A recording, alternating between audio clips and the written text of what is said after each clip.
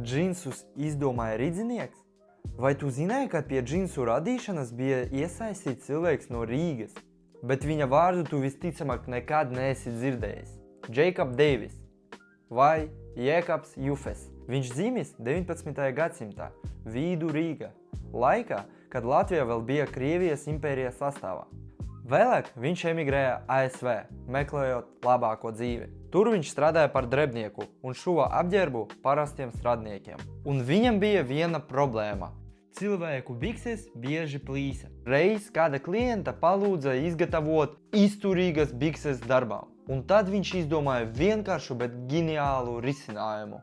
Pievienot metāla kniedes vājākām vietām. Bikses kļuva daudz izturīgākās. Bet viņam nebija naudas, lai patentētu savu ideju. Tāpēc viņš uzrakstīja Lēvim Strausam. Jā, tas ir tās Lēvis, kuru mēs visi zinām. Kopā viņi 1873. gadā patentēja šo ideju. Un tā radās džinsi, kurus tagad velka visa pasaulē. Un tas viss rodas tikai tāpēc, ka kāds drebnieks vienkārši gribēja uztaisīt izturīgus džinsus.